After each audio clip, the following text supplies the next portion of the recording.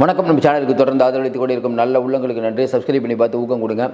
செங்கோட்டையின் போர்க்கொடி, இன்னொரு பக்கம் பார்த்தீங்கன்னா கோகுல இந்திரா பேசியது, இதெல்லாம் பெரிய அளவுக்கு நீங்கள் சமூக ஊடகங்களில் பெருசாக போயிட்டுருக்கு. செங்கோட்டையன் பேசியது அத்திக்கடவு அவனாசி திட்டத்தில் நேற்று எடப்பாடி பழனிசாமி அவர்களுக்கு பாராட்டு விழா. அதற்கு பின்னால் மறைந்த தலைவர்கள் அதிமுகவின் உயிர் நாடியாக இருக்கக்கூடிய ஜெயலலிதா படம், எம்ஜிஆர் படம் இல்லை அப்படின்னு சொல்கிறாரு. இதை பார்த்தபோது முதல்ல நமக்கு சிரிப்பு தான் வருது. செங்கோட்டையன் ஏன் இப்படி பேசுகிறாரு? அப்போ வேறு ஏதோ ஒன்று மனசை வச்சுட்டு அவர் பேசுகிறாருன்னு புரியுது. முதல்ல இது அத்திக்கடவு அவனாசி திட்டமே அல்ல. இது என்னது? இதனுடைய வரலாறை பார்த்தீங்கன்னா காமராஜர் ஆட்சி காலத்துக்கு போகும். இது பில்லூர் அணையிலேருந்து நீர் கொண்டு வர மாதிரி திட்டம். சென்ட்ரல் கவர்மெண்ட் ரிஜெக்ட் பண்ணுச்சு. அதுக்கப்புறம் ஜெயலலிதா ஆட்சியில் நிதி ஒதுக்கப்பட்டது. இது இப்படி பல விஷயங்கள் இருக்குது. அதையெல்லாம் சுத்தமாக மறந்து விட்டு இவர் ராமலிங்கம் அவர்கள் பொதுப்பணித்துறை அமைச்சராக இருந்தார் அப்படின்னு ஏதோ சொல்கிறாரு.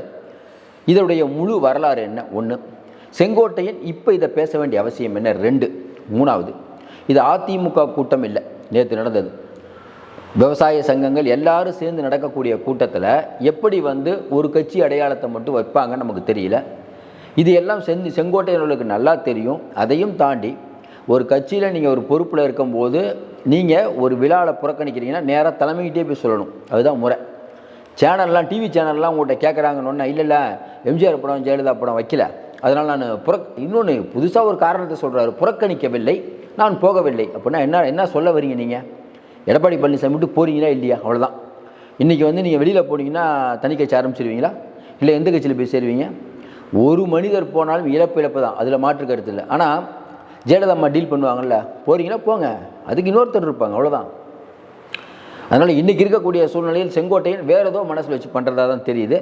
இந்த கடைசி நேரத்தில் இவர் பண்ணுறாரு அப்படிங்கும்போது ஏற்கனவே பண்ண பிளான் தான். ஏற்கனவே செங்கோட்டையன் உட்பட ஒரு 6 பேர் போய் எடப்பாடி பழனிசாமிகிட்ட பேசுனது எல்லாருக்கும் தெரியும். அப்படிப்பட்ட சூழ்நிலையில் வேலுமணி தங்கமணி, நம்ம ஏற்கனவே சொன்ன வேலுமணி தங்கமணிக்கு தெரியும் இன்றைக்கி அதிமுகனா எடப்பாடி தான். அப்போ அதிமுகவை பலவீனப்படுத்தக்கூடிய காரியங்களில் யார் ஈடுபட்டாலும் இது அதிமுக தொண்டர்கள் பார்க்க மாட்டாங்க, ஒத்துக்க மாட்டாங்க. நீங்கள் ஜெயலலிதாமா எம்ஜிஆர் அப்படிலாம் சொல்கிறீங்க. இதே செங்கோட்டையன் அவர்களுக்கு ஜெயலலிதாமா எதுக்காக பதவி பறிச்சாங்கிறது அதிமுக தொண்டர்களுக்கு தெரியாதா? அதையும் தாண்டி இன்னும் குறிப்பிட்டு சொல்லும்னா, ஒரு கட்சி அப்படிங்கிறது தானாக அந்த தலைவரை தேடிக்கொள்ளும்னா அது அதிமுக தான், அதில் மாற்று கருத்து இல்லை. நீங்கள் உங்களுக்கு அமைச்சர் பதவி கொடுக்கலன்னு நீங்கள் அழுதுட்டு போனீங்கல்ல, இது ஒரு அமைச்சருக்குரிய தகுதியா? கொரோனா இதில் அழுது தானே போனார். இங்கே தங்க வச்சுருந்தாங்கல்ல ரிசார்ட்டில், அழுது தானே போனீங்க. அதனால் இன்றைக்கி இருக்கக்கூடிய சூழ்நிலையில் செங்கோட்டையனுடைய செயல் அப்படிங்கிறது ஏதோ ஒரு உள்நோக்கத்துடன் அவர் செயல்படுகிறார் அப்படின்னு தான் தோணுது. எடப்பாடி பழனிசாமி இதை பற்றிலாம் கவலைப்படுவார். ஏங்க அவர் 1008 வேலைங்க இதெல்லாம் பற்றி கவலைப்பட்டு இருப்பார். அவர் நான் தொடர்ந்து சொல்லிட்டோம், அமித்ஷாவே சொன்னாலும், ஐயா மோடியே சொன்னாலும் ஒரு கூட்டணிக்கு போக மாட்டார். நம்ம தொடர்ந்து சொல்லிகிட்டு இருக்கோம். இப்போ நிறைய பேர் சொல்ல ஆரம்பிச்சிருக்காங்க, நம்ம ரொம்ப நாள்லேருந்து சொல்லிகிட்டு இருக்கோம். எடப்பாடி பழனிசாமியோட கிராஃபை தொடர்ந்து பார்த்தீங்கன்னா அவர் அதிமுகவுடன் 2026 கூட்டணி வைக்கிறதுக்கான வாய்ப்பே இல்லை, வைக்கவே மாட்டார். அதிமுக விமர்சிப்பாங்களான்னு கேட்டால் அப்படி மெதுவாக பண்ணுவார். ஏன்னா எப்படி சொல்கிறது, பாம்பும் சாகக்கூடாது, அடி அந்த குச்சியும் உடையக்கூடாதும்பாங்கள்ல, அந்த மாதிரியான விஷயம். இது வேறு மாதிரி ஒரு டீல் பண்ணுறது. ஏன்னா பிஜேபி நம்ம மேலே எல்லா இடத்துலையும் பவருக்கு வந்துட்டு நெருக்கி விட்டுரும். அப்போ பிஜேபியோட கூட்டணி இல்லை, ஆனால் உங்களை விமர்சிக்கவும் மாட்டேன்பா, என்ன டிஸ்டர்ப் பண்ணாதீங்க, உங்களோட கூட்டணி இல்லை, உங்களோட எனக்கு பிடிக்கல, முடிஞ்சு போச்சு. இப்படிப்பட்ட சூழ்நிலையில் இந்த அத்திக்கடவு அவனாசி திட்டத்தில் ஒரு பக்கம் இந்த விஷயம், இன்னொரு பக்கம் கோகுல இந்திரா டீசெண்டாக ஒதுங்கிட்டேன், என் பேர் பத்திரிகையில் போடலான்ட்டு. ஏன்னா இன்றைக்கி நீங்கள் சாதாரணமாக பேசினா கூட இன்றைக்கி வைரல் ஆக்கிறதுக்கு திமுக ஐடிவி நிறையா இருக்குது, திமுககாரங்க பேசுகிறதும் வைரல் ஆகுது. அப்படிப்பட்ட சூழ்நிலையில் இந்த மாதிரியான பேச்சுக்களை முன்னணி நிர்வாகிகள் தவிர்க்கணும். அதிமுக இதெல்லாம் உள்ளே பேச வேண்டிய விஷயம். இன்னொன்று, அவங்க கட்சி இது தான் கள ஆய்வு கூட்டத்தில் தான் பேசுகிறாங்க. அது ஒரு பெரிய விஷயம் இல்லை, எல்லா கட்சியில் இருக்கிறது. அதனால் நம்ம இதை பெருசாக எடுத்துக்கல. ஆனால் செங்கோட்டையன் பேசின பேச்சு கொஞ்சம் முக்கியமான பேச்சு. ஏன்னா கோகுல இந்திராவது உள்ளே பேசுகிறாங்க, அது ஓகே, அவங்க கட்சி கூட்டத்தில் பேசுகிறது. ஆனால் செங்கோட்டையன் வெளிப்படையாக பேசுவது என்பது வேறு ஏதோ ஒரு கடைக்கு போகிறாருங்கிறது அர்த்தம். இதன் பின்னணி என்ன? தொடர்ந்து சொல்கிற மாதிரி இந்த அத்திக்கடவு அவனாசி திட்டம் அப்படிங்கிற பேர் இருக்கு இல்லைங்க, இது காமராஜர் ஆட்சி காலத்திலேயே கொங்கு மண்டலத்தை சேர்ந்த கொங்குவோட ஐக்கானாக இருக்கக்கூடிய பாரவனா ஒரு பேர் ஏதோ ஒன்று, அவர் தான் முதல்ல அப்போவே குரல் எழுப்பினார். இதை பண்ணணும், திருப்பூர் ஈரோடு உள்ளிட்ட மாவட்டங்களை இணைச்சி பில்லூர் டேம்லேருந்து அது வரும். அப்போ சென்ட்ரல் கவர்மெண்ட் அந்த திட்டத்துக்கு அனுமதி கொடுக்காமல் இருக்கும்போது அதுக்கப்புறம் ரொம்ப நாள் கோரிக்கை, அது இது ஒரு 70-80 வருஷம் கோரிக்கை. அதுக்கப்புறம் பார்த்திங்கன்னா ஜெயலலிதா வரும்போது இதனுடைய வேகம் அதிகமாக இருக்குது. அப்போ ஜெயலலிதா ஒதுக்குறாங்க ஃபண்டு. அப்போ ஓபிஎஸ்லாம் இருக்கார். அப்படிப்பட்ட சூழ்நிலையில் இது பல பாதைகளை கடந்து இன்றைக்கி ஒரு முழு வடிவம் எடுத்துருக்குது. நேற்று எடப்பாடி பழனிசாமி பேசும்போது பாருங்கள், அம்மா ஆரம்பித்த திட்டம் நான் முதலமைச்சராக இருக்கும்போது இந்த திட்டத்தை செயல்படுத்தினேன் அப்படின்னு சொல்கிறார். இப்போ செங்கோட்டையன் அவர்கள் சொல்கிற விஷயம் என்னென்னா, ஜெயலலிதா அம்மா எம்ஜிஆர் படம் போடணுங்கிறார். கரெக்ட். ஜெயலலிதா அம்மா எம்ஜிஆர் படம் அதிமுக கூட்டத்தில் போடலன்னு நீங்கள் கேட்கலாம். அதிமுக சம்பந்தமான ஏதாவது ஒரு நிகழ்வில் போடலன்னா கேட்கலாம். ஆனால் இது அதிமுக கூட்டம் இல்லை. விவசாய சங்கங்கள் மற்றவங்களாம் சேர்ந்து அவரே சொல்கிறார், எடப்பாடியே சொல்கிறார், இங்கே நிறையா கட்சியிலேருந்தாலும் ஆள் வந்திருக்கீங்க அப்படின்னு சொல்கிறார். அப்படிப்பட்ட சூழ்நிலையில் நீங்கள் விழா ஏற்பாட்டாளர்கள்ட்ட சொன்னேங்கிறீங்க. யார்கிட்ட? இந்த விழா ஏற்பாட்டாளர்கள் நீங்கள் சொல்கிறது அதிமுக இல்லை. கரெக்டாக? அப்போ விழா ஏற்பாட்டாளர்கள் நீங்கள் சொன்னதை கேட்கல அப்படின்னா இதுக்கு எடப்பாடி பழனிசாமி எப்படி குறை சொல்லுவீங்க? ஒன்று. சரி, நீங்கள் சொல்கிற மாதிரியே இது அத்திக்கவுடு அவிநாசி திட்டத்தை முன்மொழிந்த ஏற்கனவே அவர் ஃபோட்டோ வைக்கணும், அப்போ காங்கிரஸ் அவர் ஃபோட்டோ வைக்கணும் அப்படின்னா நீங்கள் பல தலைவர்களுடைய ஃபோட்டோ வைக்கணும். அது உங்களுக்கு உடன்பாடா? இது எல்லா விஷயம், அதாவது ஒரு காரணத்தை சொல்லிட்டு வெளியில் போகணுங்கிறதுக்காக ஏதோ ஒரு காரணம் சொல்லக்கூடாது. நம்ம என்ன சொல்கிறோம், எடப்பாடி பழனிசாமி தப்பு பண்ணால் நம்மளும் சொல்லுவோம் ஆமாங்க அவர் பண்ணுறது தப்புன்ட்டு. ஆனால் நேற்று நடந்த, அதாவது என்ன, எடப்பாடி பழனிசாமி அதிமுகவில் பார்த்தீங்கன்னா சமீபத்தில் பெரிய கூட்டம்லாம் நடத்தணும். இப்போ பார்த்தீங்கன்னா நேற்று நடந்த கூட்டம் எல்லார் கண்ணையும் படுது. நாங்கள் பயங்கரமான கூட்டம். எடப்பாடி பழனிசாமி பேச்சு நல்லா பேசுகிறார். திமுக ஆட்சியோடைய பல விஷயங்களை புட்டு வைக்கிறார், பக்கவாதம் பண்ணுறாரு, மாற்று கருத்தில். இப்போ ஸ்டாலின் அவர்கள் நெல்லையில் போய் ஒரு பெரிய கூட்டத்தை காட்டி ஏதோ பேசும்போது இவரும் கவுண்டர் கொடுக்கணும். நேற்று கூட்டின கூட்டம் சரியான கூட்டம். ஏன்னா இன்னொன்று, விவசாயிகளின் ஜீவாதார பிரச்சனை, விவசாயிகளுக்காக அத்திக்கடவு அவிநாசி திட்டத்தை கொண்டு இதில் பெரிய சாதனை படைத்த எடப்பாடிங்கும் போது தெரியாத மக்களுக்கு கூட பரவாயில்லப்பா, நிறைய எடப்பாடி பழனிசாமி பண்ணியிருக்காருப்பா. இங்கே இருக்கக்கூடிய ஸ்டாலின் எத்தனை நாளைப்பா கட்டினார்?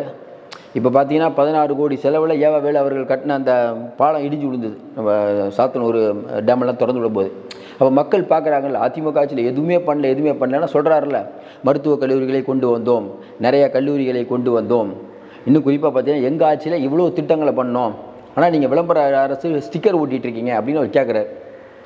அப்போ இந்த விஷயங்கள் அத்திக்கடவு அவிநாசி திட்டம் அப்படிங்கிறது ரொம்ப முக்கியமான திட்டம். அந்த பகுதி மக்களுக்கு தெரியும், வெளியில் இருக்கக்கூடிய நிறைய மக்களுக்கு தெரியாமல் இருக்கலாம். அதிமுக ஏதோ ஒரு செயல்பட்டுகிட்டே இருக்கணும் இல்லைங்க. அப்படி ஒரு நிகழ்ச்சி நடக்கும்போது நீங்கள் இந்த மாதிரி ஒரு பேட்டி கொடுத்தீங்கன்னா அது யாரை பாதிக்கும்? கட்சி தான் பாதிக்கும். இன்றைக்கி இருக்கக்கூடிய சூழ்நிலையில் செங்கோட்டையில் வேறு ஒரு கணக்கு போடுறார். சொல்கிறாங்கல்ல, இல்லை அவர் பிஜேபிக்கு போயிடுவார், அவர் தாவாக்காக்கு போயிடுவார், அப்படி போயிடுவார், இப்படி போயிடுவார். நம்ம என்ன சொல்கிறோம்னா, செங்கோட்டையன் அவர்களோ மற்ற யாரோ இன்றைக்கி ஒரு விஷயம் எல்லாத்துக்கும் தெரியும், கோகுலேந்திரா பேசுனது தான். என்ன இருந்தாலும் எடப்பாடி பழனிசாமி தான் தலைமை. அவர் ரொம்ப தெளிவாக இருக்காருங்க. எடப்பாடி பழனிசாமி அவர்கள் ரொம்ப தெளிவாக, நான் தான் பொதுச் செயலாளர், கட்சியில் இருக்க முடிஞ்சால் இருங்க, வெளில போனால் போங்க, அவ்வளோதான் அவருடைய பெரிய ஸ்டேட்மெண்ட். இன்றைக்கி காணொலி காட்சி மூலியமாக டெல்லியில் இருக்கக்கூடிய அலுவலகத்தை திறந்துக்கிறார். ஏன் அவர் ஸ்ட்ரெயிட்டாக போல நீங்கள் எடப்பாடி அமித்ஷாவை சந்திக்க போகிறாரு, மோடியை சந்திக்க போகிறாரு, காலில் விட போகிறாரு, அதுவும் ஏதோ பேசுவாங்க. பேசுகிறவங்களுக்கு ஏதாவது ஒரு பேசிகிட்டு இருக்க வேண்டியதான். நம்ம ஏற்கனவே ஒரு விஷயம் தெளிவாக சொன்னோம், திமுக அப்படிங்கிற ஆட்சியை இன்றைக்கி எதிர்க்கக்கூடிய வலிமையான கட்சி அப்படின்னு பார்த்தா இன்றைக்கி அதிமுக தான், மாற்று கருத்து இல்லை. விஜய் பேசுகிற பயப்படுவாங்க. ஆனால் இன்றைக்கி இருக்கக்கூடிய சூழ்நிலையில் திமுக அப்படிங்கிற ஒரு கட்சிக்கு மிகப்பெரிய ஒரு கட்டமைப்பு பயங்கரமாக இப்போ இருக்கக்கூடிய கட்சி அதிமுகவுக்கு தான் பதில் சொல்லுவாங்க. ஏன்னா திமுக இன்றைக்கி தான் அதிமுக தான் அப்படின்ட்டு.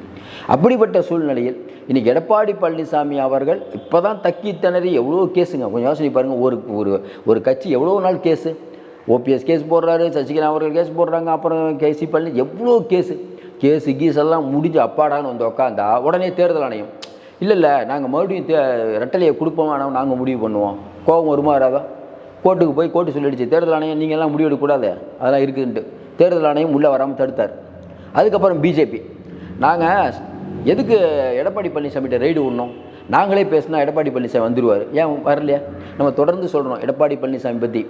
இதை திமுகவில் கதிர் ஆனந்த் வீட்டில் ரைடு போனவுடனே நீங்கள் டெல்லிக்கு போகிறீங்க இல்லை, துரைமுருகன் போனார்ல, ஏன் எடப்பாடி பழனிசாமி அவங்க சம்மந்தி வீட்டிலலாம் ரைடு போச்சு இல்லை, அவர் தான் டெல்லிக்கு போனாரா? ஐயா எங்களை விட்டுருங்கன்னு கேட்டாரா? கொஞ்சம் யோசனை பாருங்கள்.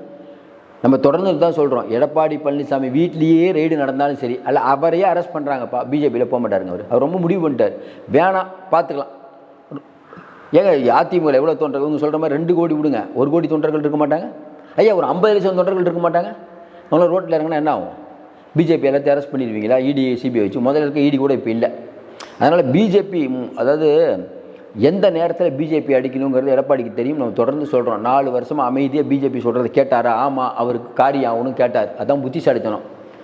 வேகமாக எந்திரிச்சு போய் சண்டை போடுறது புத்திசாலித்தனம் இல்லை. ஜெயலலிதா அம்மாட்ட கொஞ்சம் அனுசரித்து இவர் நம்ம விஜயகாந்த் போயிருந்தால் பிரச்சனை வேறு. இன்றைக்கி பெரிய அளவு கட்சி இருந்திருக்கும். எடுத்த உடனே சண்டை, போன உடனே சண்டை. கட்சி எப்படி நல்லாயிருக்கும்? முடிச்சு விட்டாங்களா கட்சியை? அப்போ எடப்பாடி பழனிசாமி அந்த நிலைமை வரணுமா? பார்த்தாரு. அவர் எம்ஜிஆரோ ஜெயலலிதாவில் அமைதியாக இருந்து தனக்கான விஷயத்தெல்லாம் வாங்கிட்டு கடைசியாக பிஜேபியை தொங்கலில் விட்டார். எல்லா ஸ்டேட்லேயும் உத்தவ் தாக்கரே கட்சி உடைச்சிங்க, சரத்பவார் கட்சி உடைச்சிங்க, இன்னும் பல கட்சிகளை உடைத்த பிஜேபி இங்கே எடப்பாடிக்கிட்ட ஒன்றும் பண்ண முடியல. அதில் நமக்கு ரொம்ப பெருமை தான். இதில் பாராளுமன்ற தேர்தலில் கூட்டணி வைத்திருந்தால் ஜெயிச்சிருப்போமேன்னு குருமூர்த்திலாம் கதறாரு. கதற விட்டாரா? யார் விட்டது? எடப்பாடி. இன்றைக்கி பிஜேபியை ஆட்சிக்கு வராமல் தடுத்தது யார்? எடப்பாடியா ஸ்டாலினா? கொஞ்சம் யோசனை பாருங்க. எடப்பாடியும் ஒரு காரணம் தானே. அவர் கூட்டணி வச்சுருந்தா ஒரு 2-3 சீட்டு வந்திருக்காது. அப்போ எடப்பாடி இன்னொன்று, இன்றைக்கி பிஜேபி திணறுதே தமிழ்நாட்டில். திருப்பரங்குன்ற விஷயம் எல்லா விஷயமாகட்டும். இதில் அதிமுக மட்டும் கூட இருந்தால் கொஞ்சம் யோசனை பாருங்கள். திருப்பரங்குன்ற விஷயத்தில் எவ்வளோ கூட்டம் வந்திருக்கோம். மதவாத சக்திகளுக்கு இடம் கொடுக்காத எடப்பாடி உண்மையிலே நம்ம பாராட்டுறோம். நீங்கள் அவர் மேலே 1000 உள்நோக்கம் கற்பித்தாலும் சரி. பிஜேபிக்கு ஒரு அண்டர்ஸ்டாண்டிங் இல்லையா? திமுக பிஜேபி அண்டர்ஸ்டாண்டிங் இல்லை. அதை மட்டும் யாரும் பேச மாட்டோம். அதனால் இன்றைக்கி இருக்கக்கூடிய சூழ்நிலையில் செங்கோட்டையன் பேசுவது மக்களுக்கு நன்றாக தெரியும். செங்கோட்டையன் போனதுனால அதிமுகவே போயிடுச்சு. அதிமுக ஒரு பெரிய பிளவுன்னு சொன்னால் சொல்லிக்கலாம். யூடியூப்பில் பேசுகிறவங்க இல்லை திமுக காரவங்க பேசுகிறவங்க செங்கோட்டையன் பேசுவது அது ஏற்றுக்கவே முடியாது. அவர் என்ன பண்ணியிருக்கணும்? இது எடப்பாடி பழனிசாமி வேறு யார்ட்டையும் பேசியிருக்கணும். உங்களுக்கு பிடிக்கலன்னா ஒரு கட்சியில் இந்த மாதிரிலாம் சொல்லக்கூடாது. உங்களுக்கு நல்லாவே தெரியும் இதற்காக பாடுபட்டவர்கள் யார், வரலாறு உங்களுக்கு தெரியும். ஏன்னா எவ்வளோ நாளாக கட்சியில் இருக்கீங்க. அப்படிப்பட்ட சூழ்நிலை வரலாறையெல்லாம் மறைத்து ஏதோ இப்போ புதுசாக வந்த மாதிரி இந்த திட்டத்தை சொல்லி கேவி ராமலிங்கம்லாம் சொல்கிறீங்க, பொதுப்பணித்துறை அமைச்சர்னு சொல்கிறீங்க. அப்போ நிறைய பேர் நீங்கள் சொல்லணும். ஏன் மறந்தீர்கள் நமக்கு தெரில. இதை தலைமையிடம் பேச வேண்டிய விஷயத்தை பொது வழியில் பேசி ஒரு பெரிய பஞ்சாயத்தை உண்டு பண்ணுறாரு. இதை அதிமுக தாங்கும். ஏற்கனவே நிறைய பேர் ஓபிஎஸ் கிபிஎஸ் எல்லாத்தையும் தூக்கி போட்டாச்சு. செங்கோட்டையன் என்ன? அதனால் இன்றைக்கி இருக்கக்கூடிய எவ்வளோ பேர் வெளில போயிருக்காங்க. அதிமுக இல்லாமல் போயிடுச்சா கட்சி? இல்லை அதிமுக இதை தாங்கும் தான் நினைக்கிறோம். இதை தாங்கினால்தான் அதிமுக. அதுவும் இல்லாமல் எடப்பாடி பழனிசாமி ஏகப்பட்ட பஞ்சாயத்தை சமாளிச்சுட்டு வந்தாருங்க. இதெல்லாம் ஈஸியாக ஊர் தெளிவார். பொறுத்திருந்து பார்ப்போம். மீண்டும் சந்திப்போம். நன்றி, வணக்கம்.